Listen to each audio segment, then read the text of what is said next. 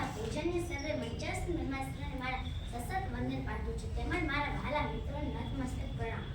મારું નામ વનમાળા સિકા છે. હું શ્રી ગુલાબનગર પ્રાથમિક શાળાના ધોરણ 5માં અભ્યાસ કરું છું. આજે હું તમને બાળ વાર્તા કહીશ. તે વાર્તાનું નામ છે રજસ. આ વાર્તા મેં વાર્તાનું વલ્લું પુસ્તકમાંથી લીધેલી છે. તેના લેખક ગીજુભાઈ પટેલ છે. તમે મારી વાર્તા શાંતિપૂર્વક સાંભળો તેવી મારી નમ્ર વિનંતી. એક નગર હતું. તે નગરમાં એક રાજા રાજ્ય કરતો હતો. તે ઘણીવાર જંગલ ફરવા જતો. એકવાર તેને સસલા રમવાનું મન થયું. રાજાએ તો સૈન્ય તૈયાર કરાવ્યું અને સસલા રમવા નીકળ્યા. સસલા રમતા રમતા એક સસલાને અત્યારે છોડતું આવ્યું. તે તો ત્યાં ત્યાં નિર્વાણ થઈ ગયું. આવું થયા બાદ જાણે કોઈ પાપ લાગ્યું. તેમજ રાજાના કાન તો સુપડા જેવા મોટા થઈ ગયા. રાજા તો વિચારમાં પડી ગયો કે હવે મારે કરવું શું.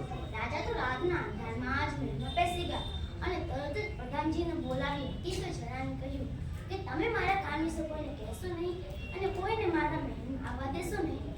પ્રધાનજીએ રાજાની વાત તો માની, પણ આ વાત કોઈ ન કહેવાથી પ્રધાનજીના પેટમાં ખૂબ જ દુખાવો થયો. પ્રધાનજીએ વિચાર્યું કે આ વાત હું જાનને કહી દઉં. તે થોડના કાંઈ કોઈને કહેવાનું છે. પ્રધાનજી તો ઝાડ પાસે ગયા અને કહ્યું, રાજા સસલા રમવા જાય, ભૂલથી હથિયાર છૂટી જાય, સસલા ભાઈને વાગી જાય, રાજાજીને સજા થાય, તેના કાન મોટા થાય, તેના કાન મોટા થાય. થોડા દિવસો પછી રાજાના મહેલમાં નવા વાંજિત્રો બન્યા. જેવા વાંજિત્રો વગાડવા ગયા તેમાંથી એક જ અવાજ નીકળ્યો, રાજા સુપડ કરનો છે ભાઈ, રાજા સુપડ કરનો છે. તબલા વારંવાર આવે તે વગાડતી ગિટારજી સુરેથી લલકાર કર્યો, તને કોણે કીધું, તને કોણે કીધું. ઢોલકી ઊંચી નીચી થઈ ડબક ડબક બોલવા લાગી.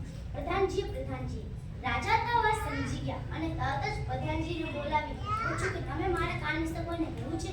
પ્રધાનજીએ હાથ જોડી બોલ્યું, મહારાજ, મેં તમારા કાન વિશે મોટી મોટી તો કોઈ નથી બોલ્યું, પણ તમારા કાન વિશે કોઈ ન કહેવાથી મારા પેટમાં ખૂબ જ દુખાવો થયો. મેં વિચાર્યું કે આ વાત હું ચાંદને કહી દઉં. મને શી ખબર હતી કે તેમાંથી બનેલા વાંજિત્રો પણ નવા લાગશે. રાજા તો આવા સમજી ગયા. તેમને વારંવાર પછતાવો થયો. રાજાએ સંકલ્પ લીધો કે કોઈ પણ કુદરતી વસ્તુને ત્યાં હાનિ નહીં પહોંચાડે.